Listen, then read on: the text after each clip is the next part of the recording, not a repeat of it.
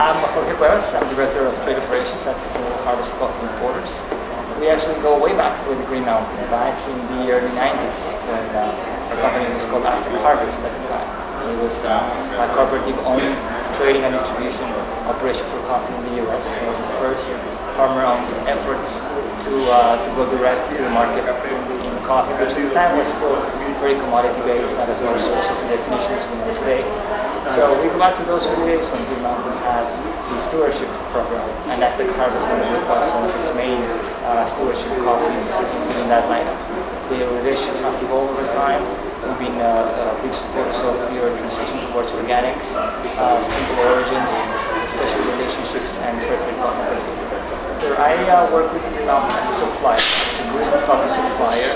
We build partnerships with all of the sourcing communities and the producers at source countries. Our job is to handle logistics, handle quality elements, discover flavor profiles, guarantee certification, guarantee shipping times. In a nutshell, we make sure that you know where is your coffee, how much it costs, and it arrives in time.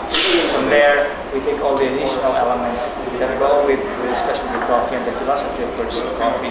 That includes investing in the community where coffee is grown via health services, education, training, people exchanges for learning purposes. The biggest challenge, there are external challenges and then things that you can sort of manage and if you're not careful, you can work out. On the external things, weather patterns. Weather has been, ever since the era of climate change, is so hard to predict, and hurricanes here and there, and floodings and droughts. Coffee being so dependent on the weather pattern. The other big challenge is going to coffee communities that have all the potential to grow and to develop and to realize that they don't have the human or physical infrastructure to do it. But we learn also over the years, you cannot make abrupt changes, you cannot just go in like a recipe, as I said earlier, and say, what you guys need is this, this, and this, and that, and I promise you're all going to be wealthier or better off within a 3-year period. You cannot. You have to incorporate local ways of doing things, the dynamics of politics, culture, religion, and just integrate into the decision-making process with the local population. You bring your ideas, which are technically sound, and we understand the potential from the market perspective, but you have to make those things fit in to the local context. The biggest impact you see at first is the change in attitude. When you go to rural areas that for years and years and years have been on the wrong side of the development schemes and development strategies of the central governments, people tend to start losing faith. And that's the hardest thing to turn around. Right? You say, no, you can change, you have the right product. If you handle it effectively and if you implement the right strategies, it's going to be okay. So making sure that people realize that they can improve and that they can change is one of the biggest challenges.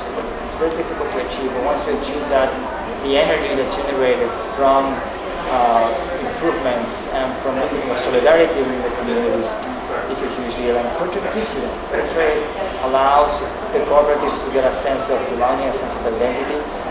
Just recently we saw there's a partnership between the health organization, Green Mountain, ourselves, and the community of Huatusco in Mexico to implement a mammography machine and equipment for detection of cancer, or early detection of cancer. And the local health officials in Mexico said, well, but this equipment has to be implemented in a larger city, an hour and a half away from the community. And the cooperative said, you know what? No, this is our relationship. And through our relationship with Green Mountain, we brought the mammography equipment and the know-how and implementation. It's for our village. That's what the donor wants, and that's the end, the population where it's targeting.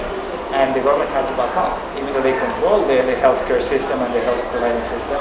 They had to say, right, yes. So you could see the leverage locally that they were achieving, and all those relationships come from the strength, and the backbone is a fair trade system. From there, the relationships develop on its own.